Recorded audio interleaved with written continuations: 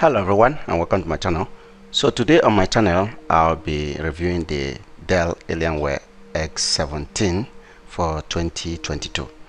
So this one has the model x17 R2 that is for iteration 2. So it's beautiful, just like last year model. Everything is the same aesthetically.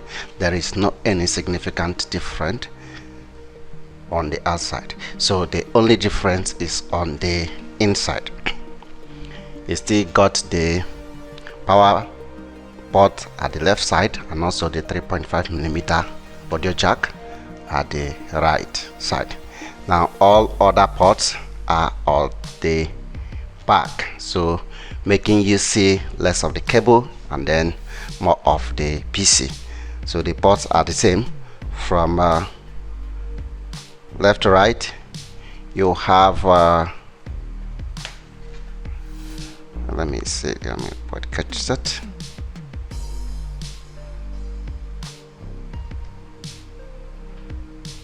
Okay, good.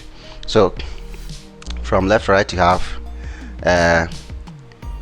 USB Type-C port, which also doubles as a power port for charging your device and any other thing.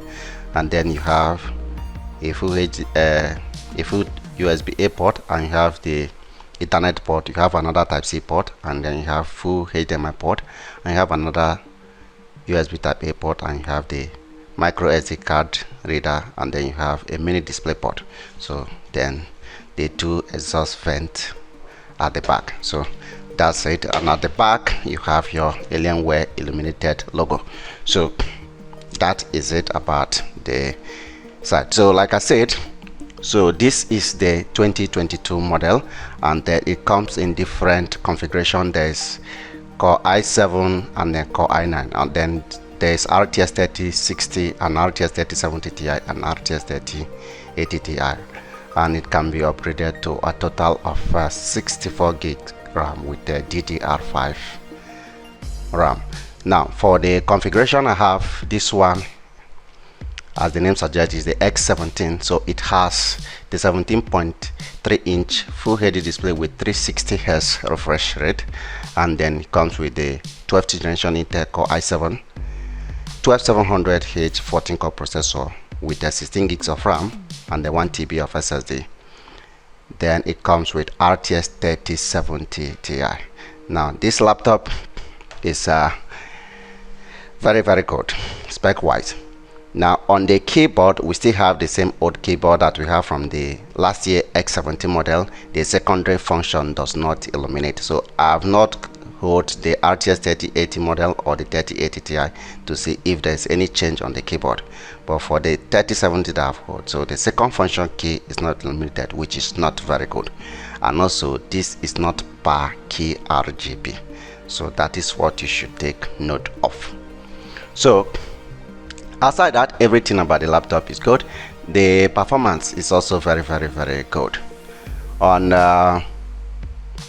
gaming side, I do run a benchmark with a Forza Horizon 5 on the benchmark mode, and on a Forza preset ultra settings it got about 90 frames per second.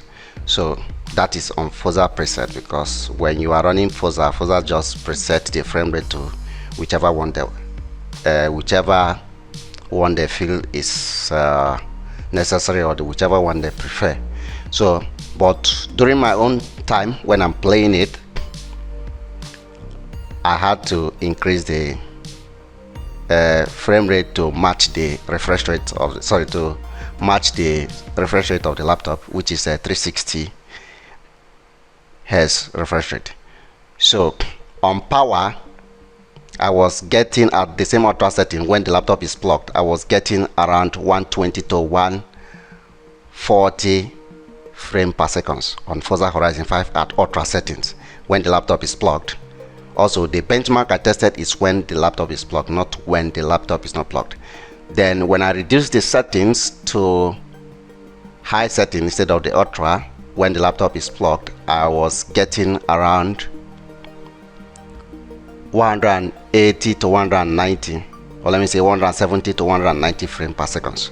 so on high settings, so which is very good. So when you plug this laptop to a power adapter, the laptop performs absolutely good in terms of game performance, which I believe in any other application that utilizes the 3070 Ti and the 14 core is going to perform absolutely fine.